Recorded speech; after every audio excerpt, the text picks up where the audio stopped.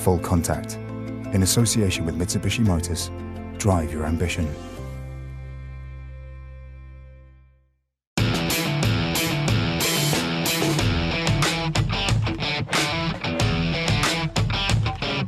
Hello and welcome to Brian Moore's Full Contact with the Telegraph and Mitsubishi Motors.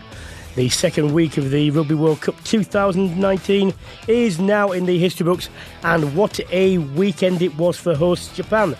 They followed up their 2015 scalp of South Africa with a win over Ireland in Tokyo. The result dominated both the front and back pages in Japan, and we'll be speaking to Tokyo-based journalist Oliver Trenchard about what the significance of this win has been for the hosts.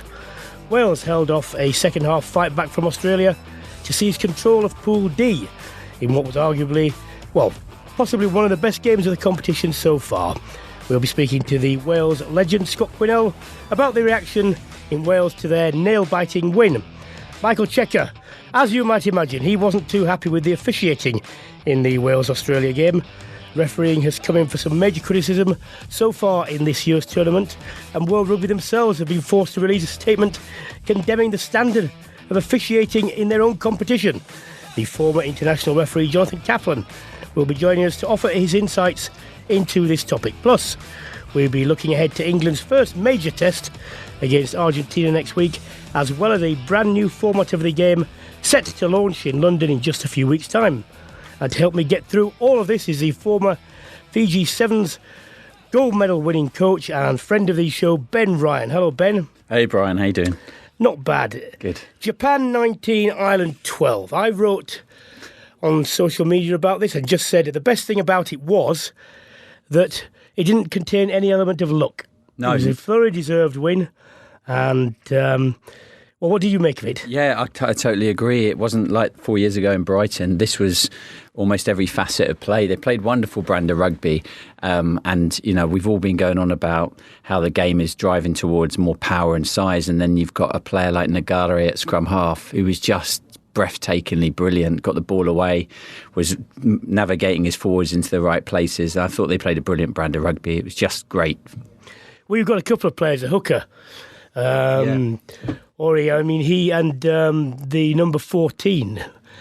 I mean, his get out of jail turn in his own dead ball area and then counter-attack down the field was one of the highlights of the World Cup for me. They just play with ambition, and I think with this overly structured game that a few of the teams are playing, Jamie Joseph's got them playing an all-court game, and it shows that you play fast-paced, you have highly skilled players. I thought their tackling as well. We sometimes talk about this a bit about kids watching the game and having a look at how their stars are doing it, but every man in the Japanese side technically was brilliant tackles. Really. And not in the way that's de rigueur with people bashing chest up, getting over the gain line, hitting people behind the gain line, tackling them first man always round the legs so he can't go anywhere else, and then a pair of hands over the top, and whether or not they actually turned the ball over, which majority of times they didn't, just managed to slow the ball up, and it became completely sclerotic for the Irish. It did. You're right. that kind of talk about it when I was a PE teacher teaching year 7s rugby, and it's like cheek to cheek, and you wrap your arms around and you lock them and you pull them down. And I think the Japanese, because of their need to make sure they get all their technical aspects correct, they've spent a lot of time on their foundations, and their catch, pass and tackle is as good as anybody else in the competition. And I think that was one of the major reasons that they got that victory at the weekend. Do you think Joe Schmidt will never admit this, and neither will the Irish players, and indeed he said beforehand that they weren't underestimating Japan, but do you think there was an element of that, or do you think he just came unstuck? Their form was not great coming in, and then they had that great game against Scotland, who also, I think, were probably undercooked with those two Georgian warm-up games. Everybody thought Conor Murray then was back to his best. They rested Johnny Sexton. Conor Murray went back to his worst against Japan, and Sexton wasn't there. And they ran out of options, and Japan just suffocated them.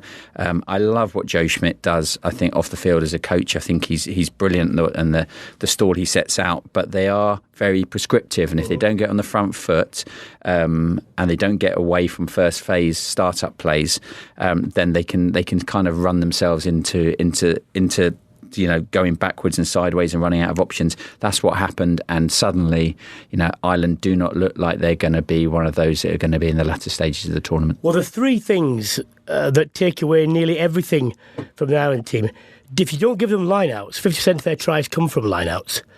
And in the first 20 minutes, Sam Warburton, as a pundit, mentioned this. They had 7 line-outs and did really well. After that, Japan stopped kicking the ball off the field. And so funnily enough, the attacking platforms from that set piece weren't there. If you don't give penalties away at the breakdown and you manage to stifle the relatively limited number of runners they've got, then they don't seem to be able to change. And, Johnny Sexton said afterwards that the defeat can be a blessing in disguise for the Irish, but I'm not sure what he means by that. Can you discern a chink of light for them? Well, you obviously lose some. You learn a lot from your losses, but this wasn't a loss that they wanted, and it's put off their planning now. And talking about Johnny Sexton, he's massive for them. And if their 9 and 10 aren't working, then I don't think they're going to get to the semi-finals. And Johnny Sexton didn't play in that game, but he doesn't look fit. And I think with Conor O'Shea, they've suddenly hit the biggest moment of the World Cup for them coming up in these knockout games, and they've got halfbacks that have neither got form or fitness, and I think that's a big worry for them. And the other thing for them is, going forward, if just for a second we assume they were to get out of the pool, it means the final 2 games, which could have been a chance to mix and match, that's not there. They'll have to play nearly the full strength 15, which means going forward, you've got, like England, but England have so far kept their powder dry in that sense. You've got 2 final pool games and then potentially 3 knockout games, all going to be full tilt, all with nearly a first choice starting 15 or 23. And bearing in mind the relative lack of depth, where England seem to have a great deal of depth and have shown that with whatever combinations they have, Ireland slightly less so that's going to put strain on them as well. I think there's not a positive for them losing this game against Japan. It's put them on the back foot, and it's contributed to people like you and me saying that Ireland are now looking less likely to be able to get deep into this tournament. And great for Japan, but it's what a fascinating group. We still have no idea what's going to happen. Well, as we are speaking, Scotland are playing. I think they're well up at the moment against Samoa, but they also need to play almost their best 15 in their remaining games to make sure they have a chance of getting out. And of course, the same going forward for them. So anyone who takes them in the quarterfinal will be very happy. Yeah, and they've got to get they've got to get remaining 5 points out of each of these games. And against Japan, that's going to be very tough. Just even to get a win against the Japanese, who are looking great, and on their day, I think, can have a crack at anybody. So, no, we talked about this off air. There's just been this constant drama. It's been brilliant, and I hope it may long continue. Well, the Japan win over Ireland dominated the front and back pages in and around these shows. I could only imagine what it was like over there in Japan. But why don't we find out? Because we're now going to speak to Oliver Trenchard, who's a Tokyo-based journalist. Hello, Oliver. Hi there. How would you compare the public perception of the World Cup before and after this game in Japan? Well, it's just done so many things for awareness of rugby in Japan, that victory at the weekend. You flick on the TV this morning and it's the first thing you see on television. It's about 2 hours analysis dedicated to the game, when rugby got about 10-15 minutes of airtime for the Rugby World Cup this year. And to look at the back page of the newspapers here on Sunday after the game was just washed with the red and white stripes of the brave blossoms.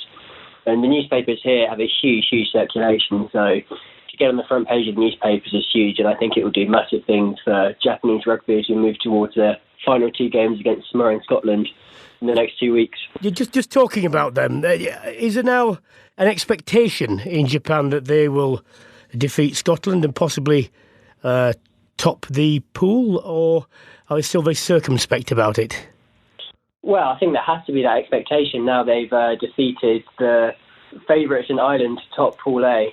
On the basis of Scotland's performance against Ireland in the opening weekend, you certainly wouldn't bet against the Brave Blossoms to pull off another scalp against a Tier 1 nation. Unless you forget, the Brave Blossoms have theoretically overtaken Scotland in the world rankings. just after the game. So there's definitely a level of expectation. There was certainly that expectation going into the Russia game on the opening weekend. I think the pressure was off somewhat for the island game in Shizuoka this weekend, which allowed Japan to play some more free-flowing rugby, go through the phases, something which they were unable to do against Russia on the opening weekend. They struggled under the high ball. And so I think Samoa and Scotland, again, they've got 2 wins under their belt now. The pressure is off somewhat, and I think we can expect more of the same, a similar level of performance that we saw against Ireland. And if they do that, then there's no question that they'll make it past Samoa at least, and could give Scotland a very good run for their money on October 13th. Hey Oliver, Ben Ryan here. I've just a couple of things really. It's obvious that they're very well coached, and their foundation skills are great, and Jamie Joseph is doing a brilliant job. If you dig a little bit deeper, would you say some of this success is also down to the frameworks in place at home, as far as Super Rugby franchise with the Sunwolves and also the top league? It looks like there's been increased investment and quality coming into that league. Do you think that's seriously on the rise as a domestic league and improving what's happening locally?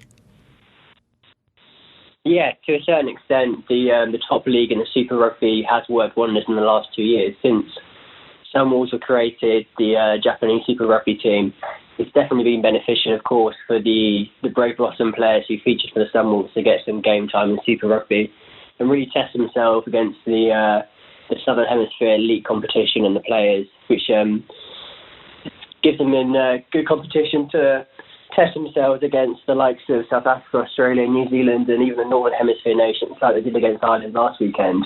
And then we look at the top league, and of course there's a debate against whether foreign players coming to the league, how would it impact the local Japanese players? Would it hinder them getting game time, or would it even bring them on that another level, playing with those foreign players alongside them, training with them every day, getting that experience with them?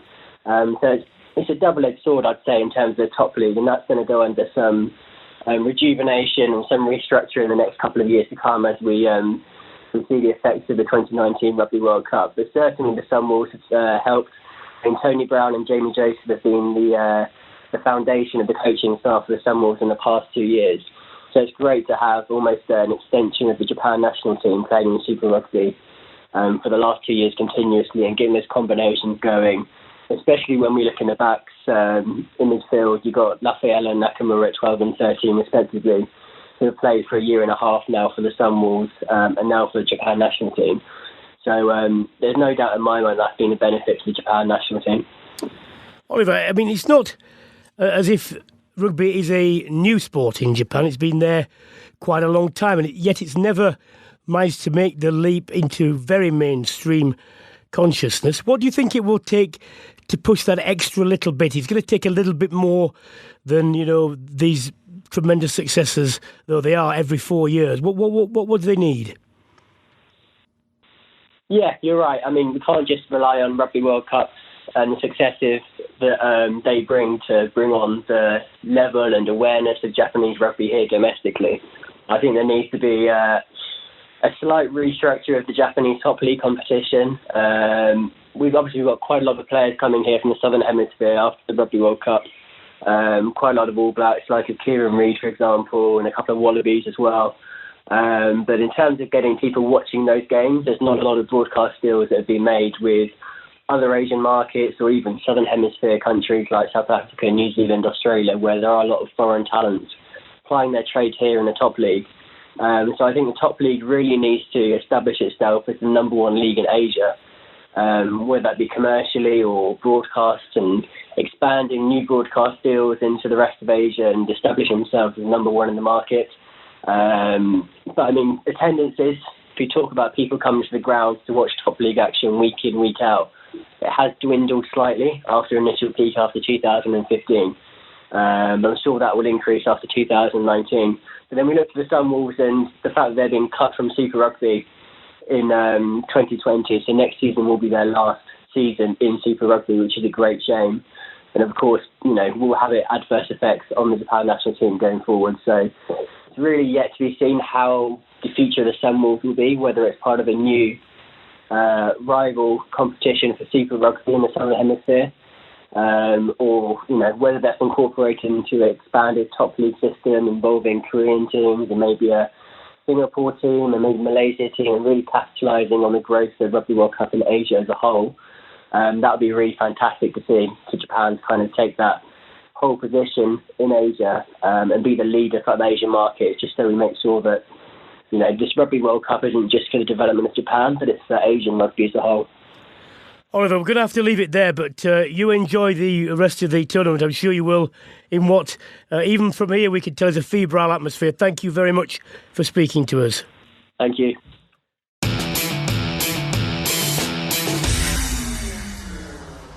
Ben, I was over in Singapore, albeit very briefly, a couple of weeks ago, and I talked to Justin Sampson, who you might know quite well. And, you know, he's sold TV rights and commercial rights all over Asia for rugby for 20, 30 years. And he was saying the market there is so big. You look at the populations of Indonesia, you look at the commercial prowess of Japan and China, and just the number of players there, and even Pakistan. And the numbers dwarf those in the Anglo-type corners of the world, and yet the Rugby World Cup audience is still heavily dominated by the viewers from the home nations and Australasia and South Africa. What is it going to take to make that breakthrough? Because the prize is huge.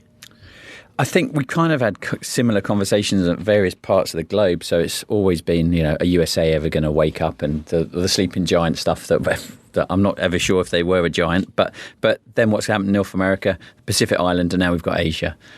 I think that top league is really improving in quality. I think they've invested a lot in that, and that's going to be one of the major reasons that they're going to do well. They've got a good infrastructure in Japan. They've got large numbers that play the game, and I think if they go well, they've got an Olympics next year as well in 7-a-side, which will mean two things. They get automatic qualification, but it also means that Asia then will get another slot as a result.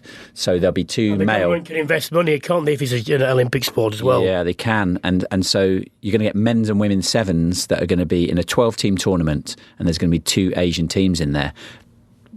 Therefore, their chances of medaling for one of those, considering Japan in the last Olympic Games beat New Zealand in the first group game, and, you know, so that started to show that there's change there. That over the next 12 months is massively important for Asia, and you're absolutely right, it's an emerging market, but for my mind, out of those 3, the Pacific, America and Asia, this is the one that's got the most chance of succeeding in the next couple of years. Well, I agree with that, because you look at America and you've got the huge difficulties of East and West Coast competitions, which cost hundreds of thousands of dollars just to play, because you've got to fly squads here, there and everywhere. And you've already got very, very professional, established, entrenched major sports, NBA, NFL, you know, NHL, NASCAR, golf. There are so many entrenched sports fighting for that dollar.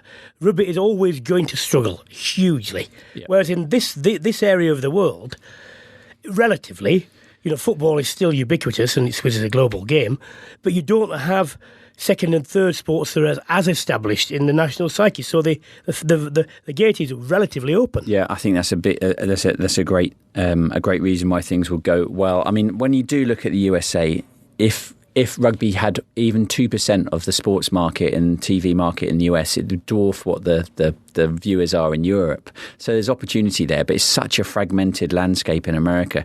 They've got different franchises and owners for who's got the rights for 7s, for 15s, for international 15s, for Pro League, for an international 7s league. If you got 10% in Indonesia, you'd have a much bigger... you would. Much bigger viewing figures than you would for Six Nations. Yeah, no, you're right. I mean, there's opportunity everywhere in the world game, but I just think Asia probably have got this better structured and formulated than anybody else. And bearing in mind, I was told by 2025, 4 out of 5 of all the adults, 18-year-olds, will be coming from that part of the globe. Wow. That's a fairly damning... No, it's a fairly telling statistic. Yeah, not damning. Absolutely. If you want to know about opportunities. Yeah, I mean, I've been in Hong Kong and worked in some of the high schools there where they're introducing rugby into the primary schools. So it's that it's happening.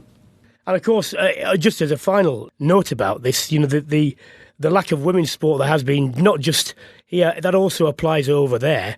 And, women's rugby has got a better start than most games when it's trying to catch up. Football, as I say, dominates everything. But when it comes to second or third national sports for girls, that is even more wide open. Yeah, totally agree. I think Sevens will be a conduit because it's a home games, and Sevens is slightly easier to start up with smaller numbers. But ultimately, it's just going to benefit the game in Asia. What's happening in the World Cup, and then next year in Tokyo.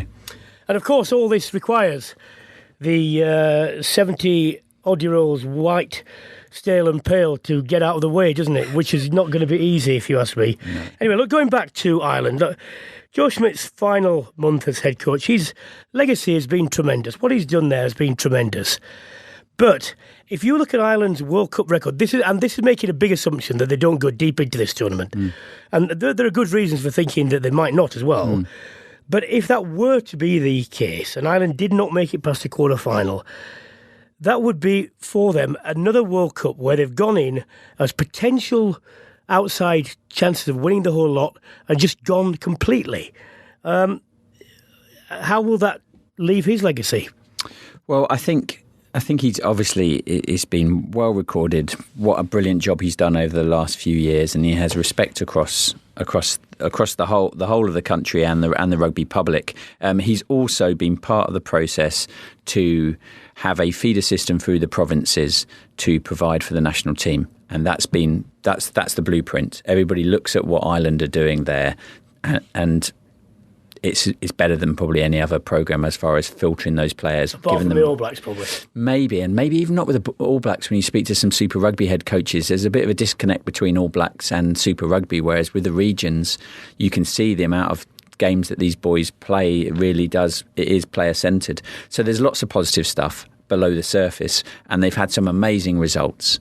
However, we all know that as coaches, you always get decided upon how well you've done on the results that you've given, and if they don't get past the quarterfinals, then absolutely right to say, look, his reputation and what he's done isn't going to be as sparkling as perhaps we thought a few weeks ago. Saying that, 2 bonus point wins. They are guaranteed a quarter-final against New Zealand or South Africa, 2 favourites for the World Cup. And if they beat one of those in the quarter-final, their tails will be up. Mm-hmm. And so that is a one-off game that will probably project them. In my opinion, they win that, they're into the final.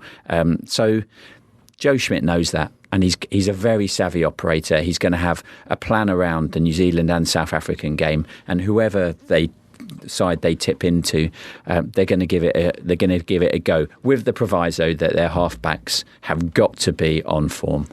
And of course, it's not so long ago that they've recorded victories over both those sides. That might count for something, it might not, but certainly in the psyche of the players, it will at least be something. It's not like going into a game never having beaten an opponent and then thinking in the last 20 minutes, it's going to happen again. So that you do have that, I suppose. What about Scotland? Do you make Japan favourites for the game? I think it's still very even. Yeah, I think, with Scotland, we're recording this as Scotland are playing Samoa and look like they're in control of that game. They're going to need to get maximum points for the remaining of their games. That includes against Japan. They're only going to get to 15 points. Japan get maximum points in their next game against Samoa.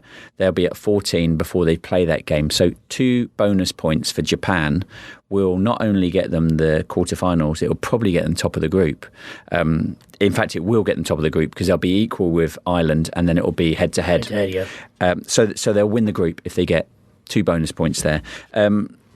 Scotland, I think, that they are very well coached. I think they went in a little bit undercooked with those 2 Georgian games, and they played a bit of catch-up rugby against Ireland, and things fell apart slowly for them. Hamish Watson injury didn't help.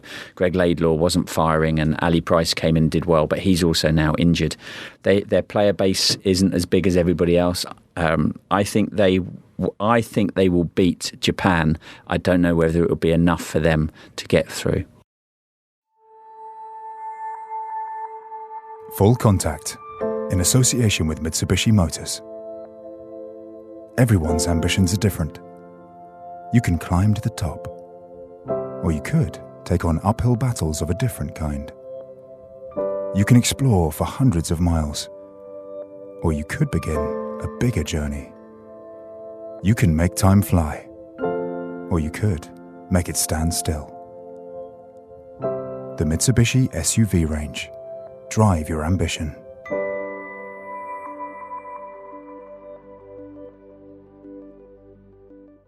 Time now to talk about Wales. Exciting win, 29-25 over Australia. It's a huge win for Wales off the back of a few difficult weeks. But we all know that Warren Gatland, if anything, he is a master of getting the timing of his charges right. Why don't we speak to the former Wales and British and Irish Lions number 8, Scott Quinell, former teammate of mine, about this. Hello, Scott. Good morning, Mauro. I'm all right. How are you? What a win! What a win!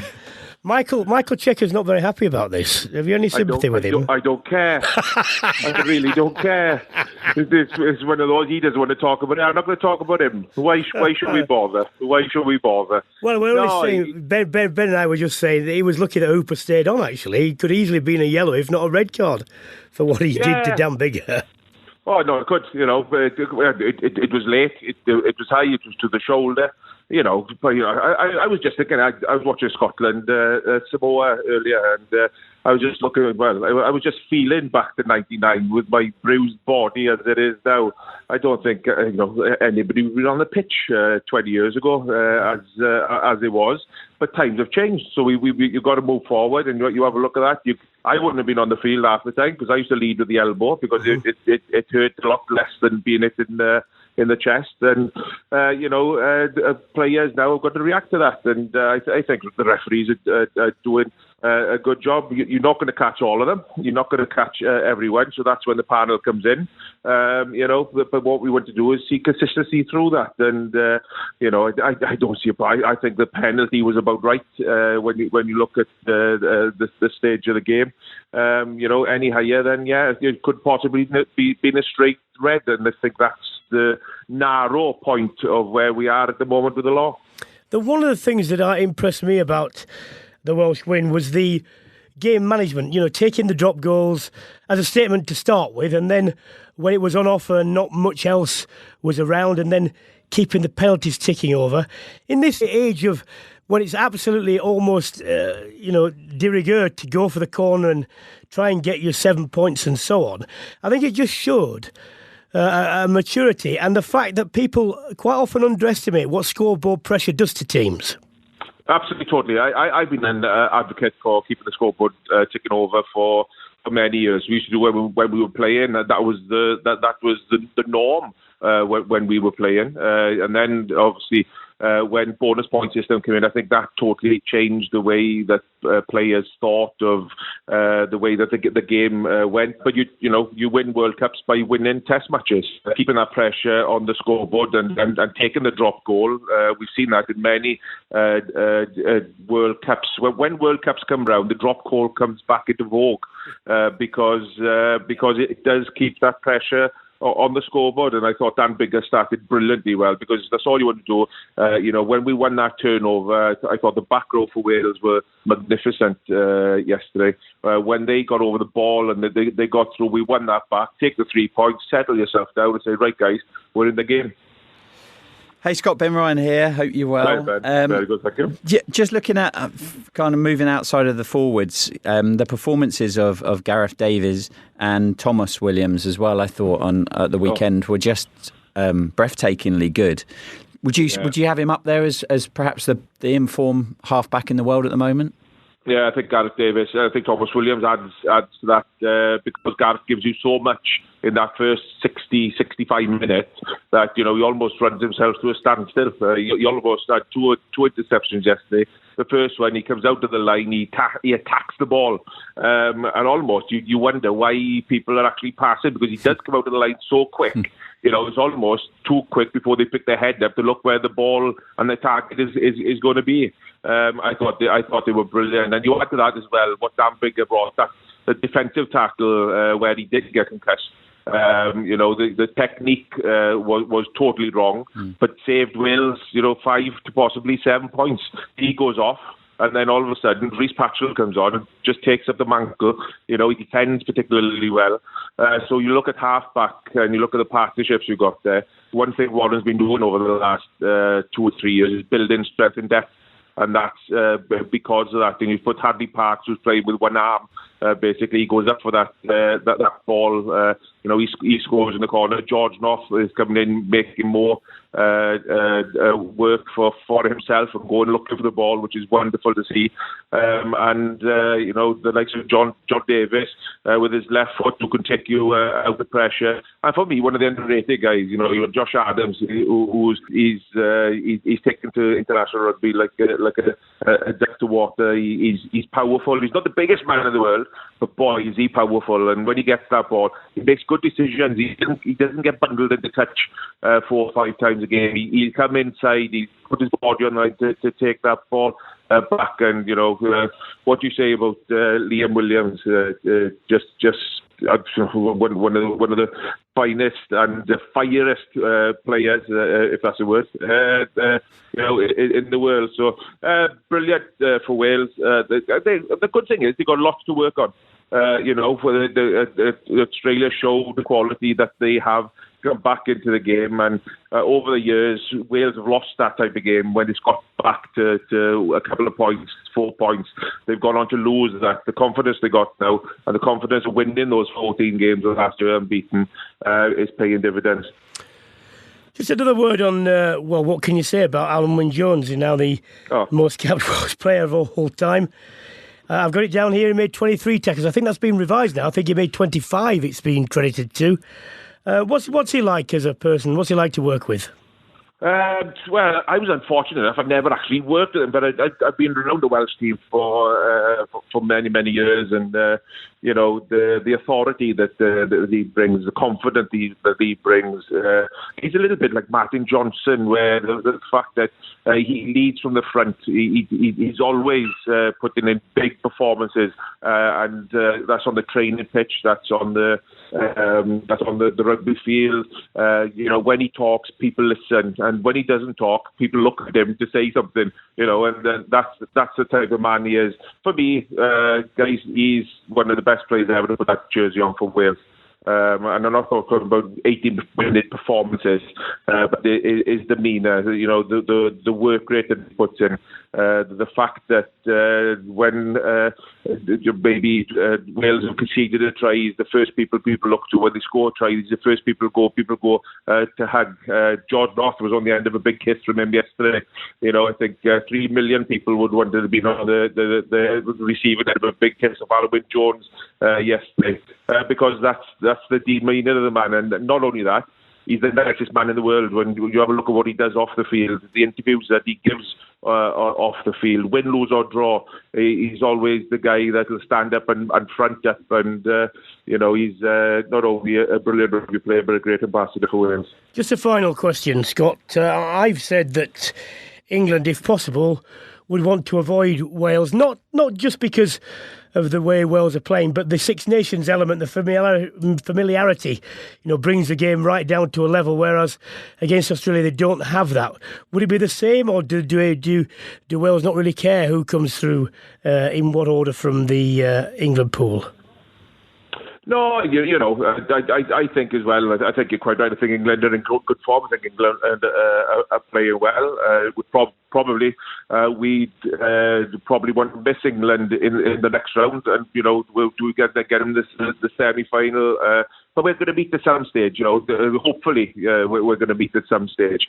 So whether that's quarter-final, semi-final, it's difficult. It's difficult to say. The one thing that the Welsh boys have done, they trained particularly hard. They've worked hard on and off the field together. And playing through those warm-up games, people sort of said to me, why are we playing England twice? Why are we playing Ireland twice? But exactly that scenario on Sunday morning, because when push comes to shove, they didn't show all their card in those 4 games. The kicker game was a lot better. They held up their sleeve going into the World Cup. The exciting thing is, Scotland are bouncing back today. England playing well, and as well France playing well. John, we have to leave it there, but it's always great to speak to you. Look after yourself, my friend. Pleasure. Always love to speak to you guys. Go well. Take care. Bye-bye. Ben, Uruguay, they were another side to pick up. I don't know how much of a shock it was to beat Fiji, but the Fijians, had 3 days off after their opening round defeat to Australia. Russia had to play 2 games in a short space of time. Is this just the way it goes and that the second tier gets screwed, or because whatever you do with this schedule, some people are going to get shortchanged in terms of preparation time. Yeah, I don't know if there's a magic bullet really to solve this, so that it doesn't have these short turnarounds, and at least the second tier teams, or I hate using that word, but the tier 2s aren't getting the short turnarounds for the big tier 1 games. They're playing each other on it often, with the exception that Japan have got the best rest periods than anybody else in this World Cup. Well, they're hosts, that's why. Don't blame them, really. It's another reason why I think we're thinking they're going to go get out of their group. I spoke to John McKee, the Fiji head coach, last week after the Uruguay loss, and he was really down about it. I won't repeat what he said, but everything contrived really for them, and they got everything wrong in every aspect, and they were hugely disappointed because they really felt they could come out of this group. It's still get a feeling with them though that there is a game, there's a big game in them. So 100% that Wales game, they'll play against Georgia. I'm sure they'll get a good win against Georgia, and then they'll go into that Wales game knowing that a win will get them automatically qualified for the next World Cup, and that's a good thing because that didn't happen last World Cup. And B, they want to finish on a high. It doesn't matter if they don't get out of the group now. For them, if they can knock over Wales like in 2007. Then I think they can say that this campaign's had lots and lots of positives, but it was disappointing that unfortunately it just all totally unravelled. I've seen that once or twice when I've been coaching, when the team collectively you just can't drag them back up.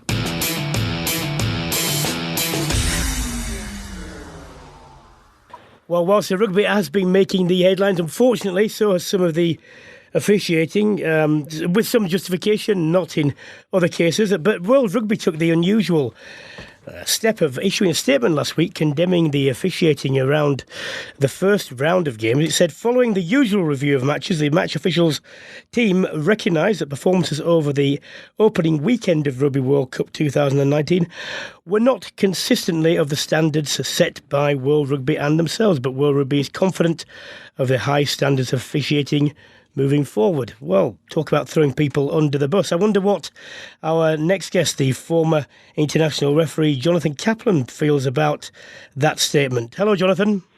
How are you, Brian? Not too bad. What do you think? It's an unusual step to make that criticism. It was non-specific, but still, I don't think I'd have been very happy if I was an official. What do you think? Well, first of all, I'd hazard a guess that they were broached on the topic. I don't think it was a unilateral decision just to put out a statement. Okay. The fact of the matter is that it may have been bad enough to put that statement out. It is unprecedented. I mean, we've seen them put out random statements when there's been a furore about a decision. For example, in the case of Craig Jabber with Scotland, Australia. But we haven't seen the other come out until this. So whilst it is unusual, I thought perhaps that it was an attempt by World Rugby to show that they were aligned with public opinion, public perception, and that they were addressing concerns that had obviously been brought up in the media and around the rugby world. Well, you've got the interesting, if not amusing, situation at the moment of having two Southern Hemisphere coaches on different sides of the argument. Micheal Cheika, very frustrated, as he always is, about anything that doesn't go his way, particularly with a penalty award against Samu Kerevi for the leading with a form on Reece Patchell. I mean, he seems to have forgotten that Michael Hooper stayed on the field when he possibly shouldn't have done. But then Steve Hansen from New Zealand is calling for the critics to lay off the referees. But New Zealand, you could say, got the favourable decisions against the Springboks. Look, away from the high tackles, and that's what's causing the most difficulty. But indeed, that has done all the way through. people are talking about the offsides and the breakdown laws. Is there anything that can be done to police these better, or is it simply a case of, human beings as they are, they see things in different ways? Well, there'll always be two sides to the argument, because until there is an attempt to overhaul the whole way of officiating, we're working around little bits and pieces of laws, the fringes of the law. As you well know, Brian, not all laws that are written in the law book are actually applied. Yes. So, for example,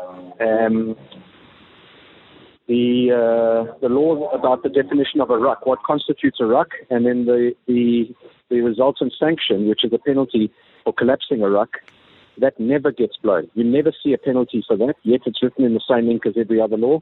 And I think managers and referees willingly and knowingly opt out of those type of situations.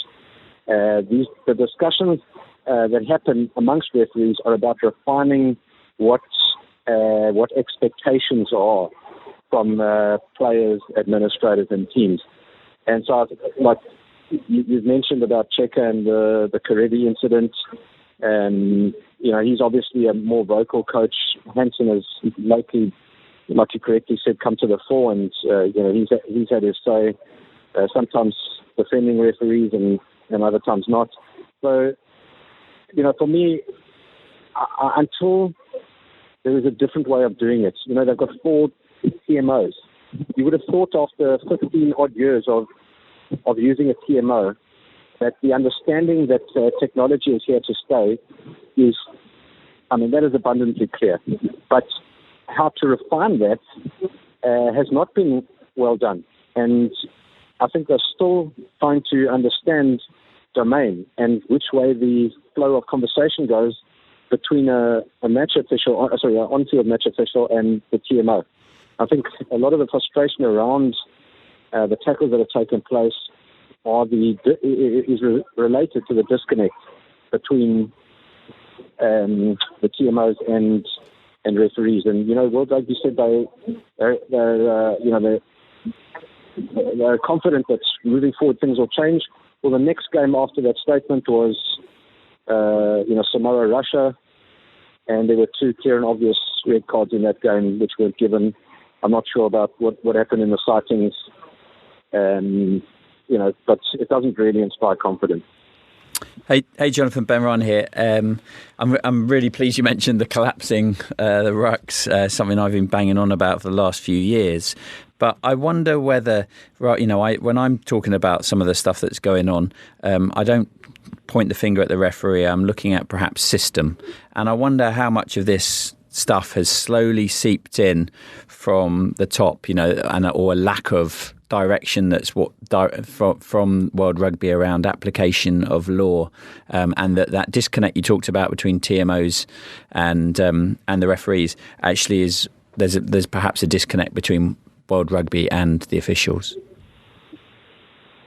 Well, potentially it's World Rugby. I think it goes all the way down through to. I've been part of systems where we've had different managers. So at international level, let's say Paddy O'Brien used to be my manager. Before that, Steve Griffiths. And at Sanzar level, there was a different manager. Let's say Lyndon Bray, whoever it was, doesn't matter. And then at local level in South Africa, say Fred Berger and Andre Watson. And in all cases, the managers, because of I don't want to say the flexibility of the law, but because of the fact that laws were malleable and they could decide which ones were important and which ones not, each manager had his own bugbear. Each one had his own point of focus. And yes, they were driven by general norms filtering through from the top at World Rugby. I think it was RB at that stage.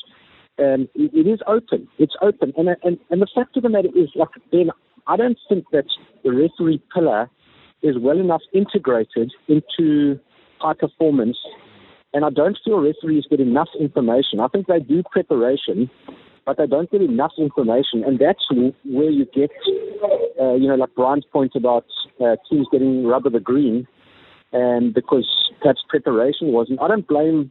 Sometimes the referee's had a bad game. Sometimes he's made a bad decision. But for me, it goes much deeper than that. It starts off at selection. Who's doing the selection?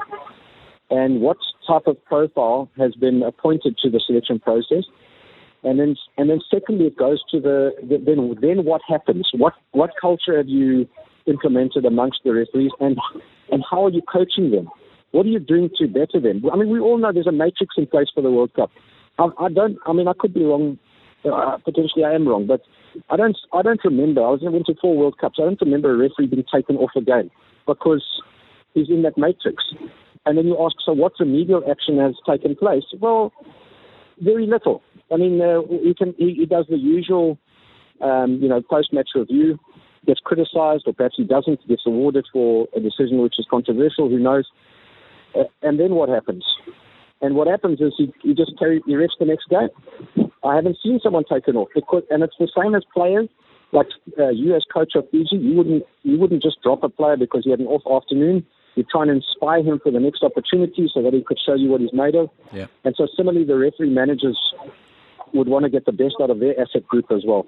Yeah. Jonathan, one of the things we're going to have to leave it here after this because unfortunately we're going to run out of time, but one of the things that in my experience with referees, they are far too bothered about being popular with coaches and national teams, or club teams, or whichever sphere they're in. They're very keen to be the player's friend. And to me, it would chime better with the public if they simply said, no, we're in charge. You sort out your game because this is what we're going to do. We'll be consistent, or as far as we can, but you've got to adapt to this. We're not going to adapt to you. I think in some cases, I mean, it's something I prided myself on, that I knew who my friends were before I ran onto the field. And by and large, it didn't involve anyone on the field. But I take your point, and it's well made, and I think that is one of the criteria that I mentioned. I mean, it may have passed you by, but when you choose a referee, he cannot be just somebody who previously played the game. He cannot be somebody who is fit-looking and has a good facial profile. He can't be somebody who is a good ambassador off the field and is able to communicate effectively with high-ranking people. He has to be that person who is resolute enough to be able to make unpopular decisions and make sure that accuracy is paramount. But I think, Brian, like I said to you earlier, I think it goes much further than that, because I think it's an underfunded arm of rugby, and I think the coaching is not as good as it could be. Well, they're going to have to do something about that, because if they don't get this right, then it sabotages everything else. It's a very short-term vision if you think you can play without referees. But we've got to leave it there, unfortunately. I hope we could possibly come back to you and speak to you in the later stages. It's been great to speak to you, Jonathan. Yeah, you're welcome. Welcome, and thanks for having me on your show, Ben and Brian. Thank you very much. Thank you.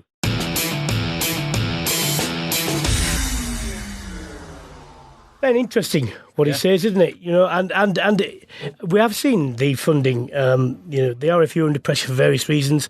We've seen bits and pieces go.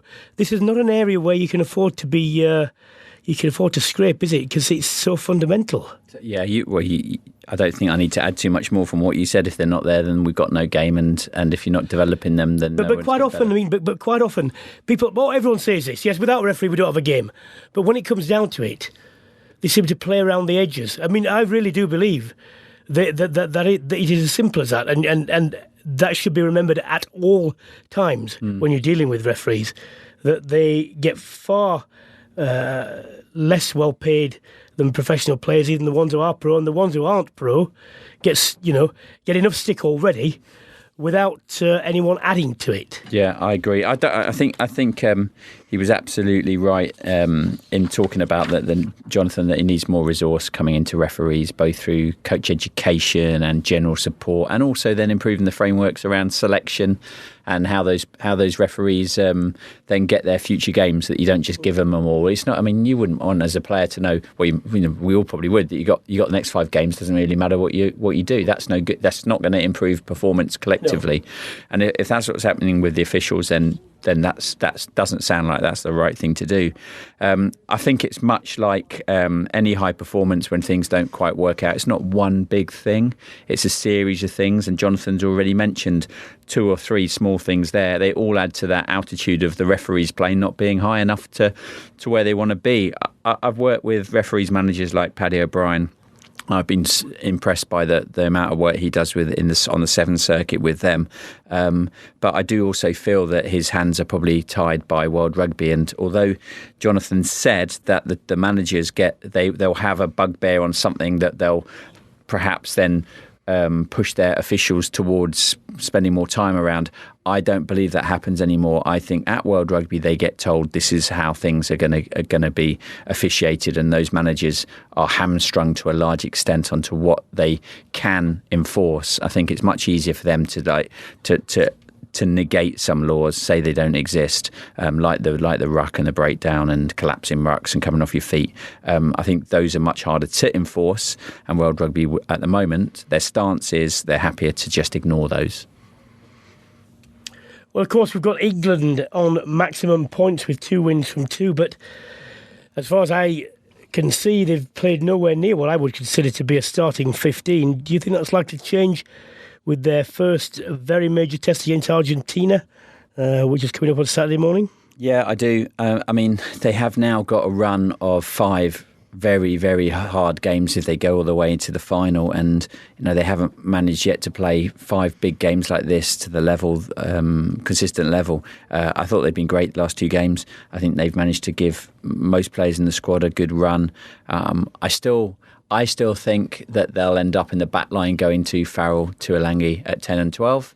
I think the top 4 defences in the world are Ireland, Wales, New Zealand and Scotland, and England. So the other 3, I think they'll put so much pressure on that it'll be harder to get Tuolangi into the game at 13 and playing him at 12 with Farrell at 10, I think will be the pragmatic way that England will go, and I think they should go, whether that happens in the French game or even into the quarterfinals. But 2 tough games now, Brian. Argentina, I know they haven't shown too much, but they're a tough side to play. They're a tough side to play, but I think they're a limited side. They've got a limited number of points in them in a game. Yeah, they're out if they lose. Yes. So they know that. So that is going to, they have nothing to lose there.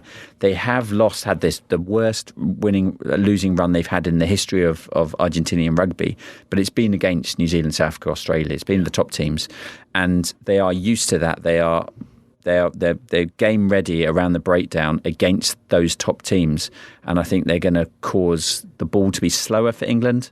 And England are going to need to think of ways to construct quicker ball, and I just don't think they're going to go into the night softly. I think they're going to prove a really hard test, which actually is what England need right now. Well, Ben, before we go, you are the brains, or you described as the brains, certainly. I don't know if you take credit for this. No.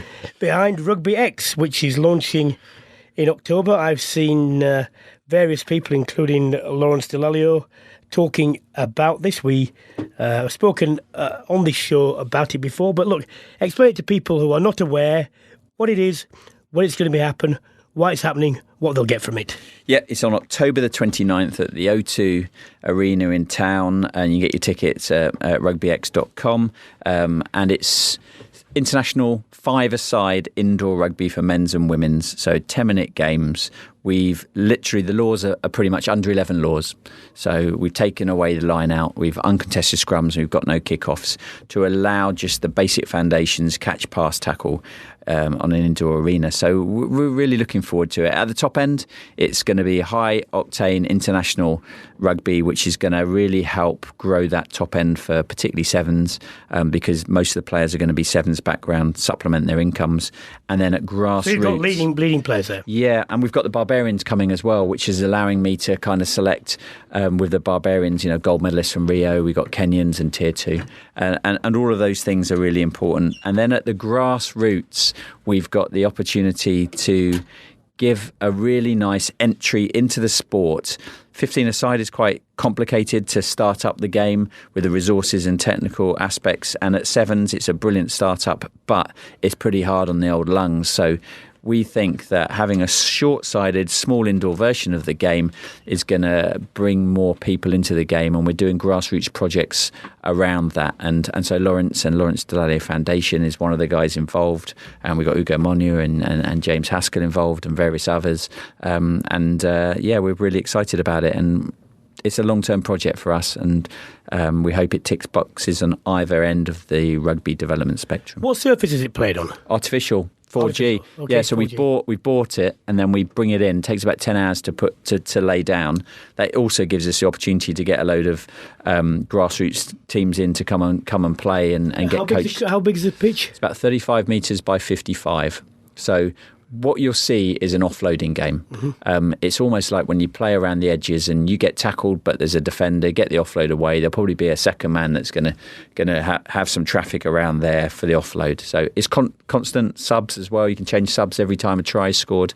And we've done lots of trials. We've had England Sevens and Wasps ladies and Loughborough and Ealing Trailfinders have all trialled the games, and it's been really good. Enjoyed it? Yeah, really enjoyed it. It's knackering, but not as knackering as Sevens is. And you can roll on and roll off. So it's a nice mix, and a little different to Sevens. You can have your front rowers playing in Rugby X that you wouldn't be able to have in Seven-a-side. So we think it's got legs. And October 29th, come and have a look. Actually, for the future, what you're reinforcing is and we've mentioned this, and I've mentioned this in so many of the podcasts, in discussions with you, in articles, basic skills, tackle, catch, pass, absolutely inculcating those whilst having fun. Yeah, that's it. And we have to make sure that we keep offering as many options for people to come into the game and enjoy it. And if you're a teenage boy that wants to play rugby, touch rugby's all right, but you don't get to whack someone and legally, and to be able to just unload a bit of that energy playing a small-sided game of rugby under these laws, I think is a good thing, and it's both for females and male game, and we hope it brings in supporters and players from that age groups that can help to keep continuing to lift up our game. Well, for more information on Rugby X, check out the show notes from this week's episode. But I'm afraid that's all we have time for this week on Brian Moore's Full Contact with the Telegraph and Mitsubishi Motors. Thank you very much to my co-host Ben Ryan, and as always to all our guests. Don't forget, we're here every single Monday throughout the World Cup and beyond, so stay tuned. Why not subscribe to the podcast to make sure you don't miss an episode during the Rugby World Cup and beyond, and also write a review whilst you're there too. But for now, it's goodbye.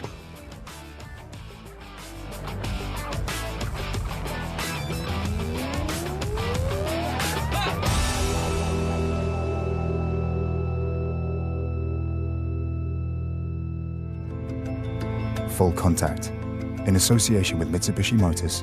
Drive your ambition.